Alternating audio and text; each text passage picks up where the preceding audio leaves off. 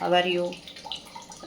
இப்போ எல்லாருக்குமே இருக்கிற பிரச்சனை என்னென்னா, வெயிலில் போயிட்டு வந்தால் நம்மளோட ஸ்கின் தான் நம்மளை ப்ரொடெக்ட் பண்ணுது இல்லைங்களா? அந்த ஸ்கின்னானது ரொம்ப கருத்து போயிடுது. சில நேரங்களில் நமக்கு வர வியாதிகளும் நமக்கு வந்து அந்த தன்மையை ஏற்படுத்துது. அப்படி இல்லைன்னா நம்ம சாப்பிட்ற உணவும் அந்த மாதிரி இருக்கும். அந்த மாதிரி நம்மளோட ஸ்கின்னை நம்ம எப்படி ப்ரொடெக்ட் பண்ணுறது, அது பாதுகாத்துக்கிறது அப்படிங்கிறத பற்றி தான் இன்றைக்கி பார்க்க போகிறோம்.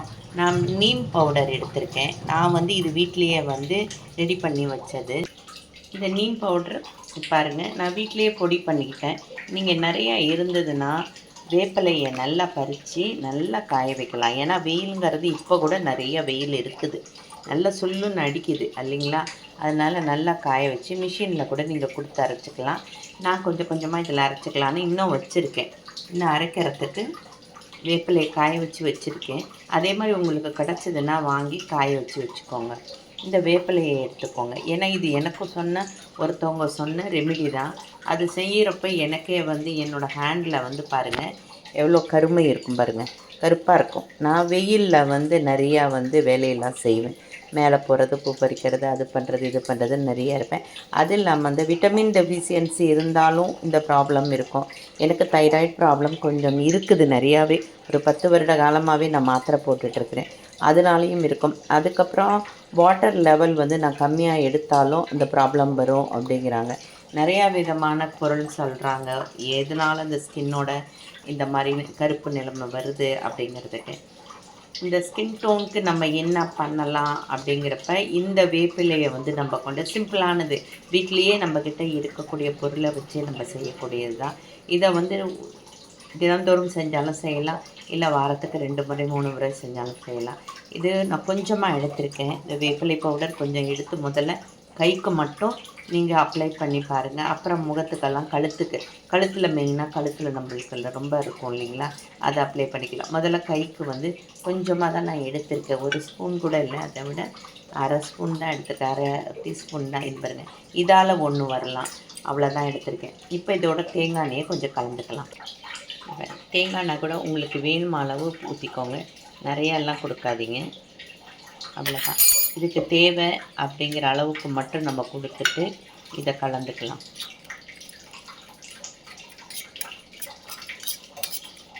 இன்னும் கொஞ்சம் கொடுத்துக்கலாமா? ட்ரையாக இருக்குது, தலைன்னு வர மாதிரி கொடுத்துக்கோங்க. நம்ம இட்லி பொடிக்கலாம், எப்படி இட்லி பொடிக்கு எண்ணெய் ஊற்றுறோமோ அதே மாதிரி இதை கொடுத்துட்டு இதை வந்து நல்லா வந்து இதை பாருங்கள், ஒரு நிமிஷம். இப்போ பார்த்திங்கன்னா நான் வந்து அப்ளை பண்ணிட்டேன். ஆனால் வந்து நான் மிக்சியில் அரைச்சனால உங்களுக்கு அந்த குறவரப்பு தன்மை இருக்கும். அதனால் வந்து கையில் போட்டு நம்ம வந்து ஸ்க்ரப்பர் மாதிரி அதை தேய்க்கும்போது கொஞ்சம் வலிக்கும். அதனால் பொறுமையாக அப்ளை பண்ணிவிட்டு அப்படியே விடுங்க. கொஞ்சம் நேரம் கழித்து ஒரு 2 or 3 மினிட்ஸ் போதும். இந்த பாருங்கள், இப்படியே நான் விட்டதுக்கப்புறம் இது வந்து மிஷினில் அரைச்சா இன்னும் பவுடராக வர்றதுக்கு வாய்ப்பு இருக்குது. மிக்சினால் அப்படி இருக்குது. இப்போ நான் வந்து பாருங்கள், இங்கே இருக்கிற ஸ்கின்லாம் பாருங்கள் எவ்வளோ வெள்ளையாக எடுத்து, இங்கே இருக்கிறத மட்டும் கொஞ்சம் கருமை இன்னும் இருக்குது இல்லைங்களா? இங்கே பாருங்கள் வெள்ளைத்தன்மை வருது பாருங்கள். இது கொஞ்சம் நேரம் ஒரு 2 மினிட்ஸ் இருந்தால் போதும். அதுக்கப்புறம் என்ன பண்ணிடணும், அதை நல்லா வந்து க்ளீன் பண்ணிடலாம். க்ளீன் பண்ண உங்களுக்கு வந்து நிறைய தெரியும். பார்த்திங்கன்னா ஃப்ரெண்ட்ஸ், இது போட்டு 3 நிமிஷம் ஆயிடுச்சு. கையில் போட்டு இங்கே பாருங்கள், இப்படியே நீங்கள் சும்மா நார்மலாகவே இப்படி தேய்ச்சிங்கனாவே இந்த பிளாக் கலரில் வரும். ஒருவேளை இது அழுக்காகவும் இருக்கலாம், வெயிலில் வந்து நம்ம நினைக்கிறதுல அழுக்குங்கிறாங்க சில பேர். இது பாருங்கள், இதை நல்லா தேய்ச்சிட்டு அதுக்கப்புறம் நான் நல்லா வாட்டர் தான் எடுத்துருக்கேன். வாட்டரெல்லாம் இப்படி கழுவிடுங்க. நல்லா கழுவ மறுபடியும் தேய்ச்சிங்கன்னா மறுபடியும் வருது பாருங்கள்.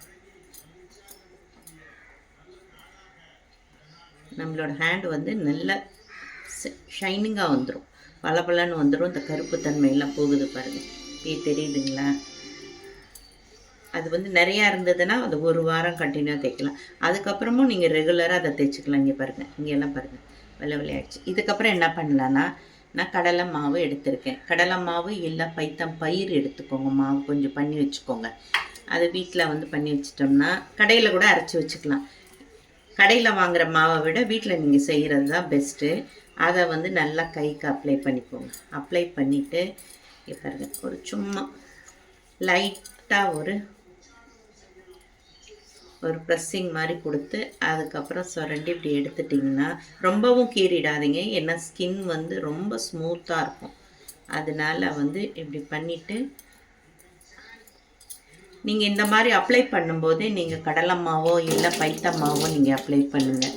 அப்போ தான் அதுதான் வந்து பெஸ்ட்டு. உங்களுக்கு பாருங்கள், கையில் வந்து உங்களுக்கு வந்து நாள்பட இந்த கருப்புங்கிறது மறைஞ்சி போயிடும். புரியுதுங்களா? அதனால் வந்து பைத்தம்பருப்போ கடலை மாவையோ அரைச்சி வச்சுக்கோங்க.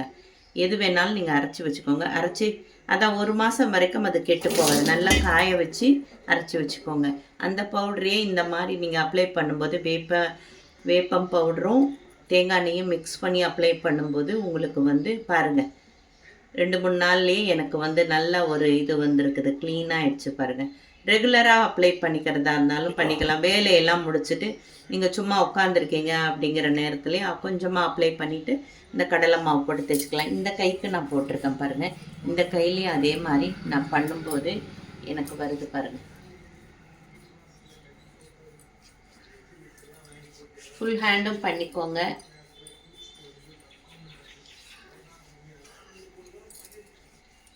அப்படியே கூட நான் வந்து கடலை மாவை வந்து இதுலேயே நான் அப்ளை பண்ணிக்கிறேன் பாருங்கள். இது பைத்தம்பயிர் தான். இதை அப்ளை பண்ணிட்டேன் பாருங்கள். இப்பையும் எனக்கு வந்து நல்ல அருமையான இதை அப்ளை பண்ணோன்னு உங்களுக்கு வந்து வழவழப்பு தன்மை தான் இருக்குமே ஒழிய சொரசொரப்பு தன்மை இருக்காது. அந்த நீம் பவுட்ரு இருக்கிற வரைக்கும் தான் சொரசொரப்பாக இருக்கும். அந்த பவுடரோடு இந்த மாவையும் மிக்ஸ் பண்ணிட்டோம்னா அது உங்களுக்கு சொரசொரப்பாக இருக்காது. அப்போ கையில் கொஞ்சம் அழுத்தம் கொடுக்கலாம். பண்ணிவிட்டு இதை நல்லா கழுவிட்டு காமிக்கிறேன் இருங்க. இங்கே பார்த்தீங்களா, இந்த கையிலையும் இருந்தது. அதை விட பார்த்தீங்கன்னா கம்மியாக தான் இருந்தது. இருந்தாலும் ஓரளவுக்கு எனக்கு க்ளீன் ஆகுது பாருங்கள். ஸ்கின் கலர் மாறுது. அது மாதிரி இதை பண்ணி பாருங்கள். இந்த ரெமெடி வந்து உங்களுக்கு ரொம்ப சிறப்பாக இருக்கும். எல்லா காலேஜ் ஸ்டூடெண்ட்லேருந்து எல்லாருக்குமே, வயசானவங்கலேருந்து எல்லா ஆம்பளை பொம்பளை எல்லாருமே பண்ணிக்கலாம்.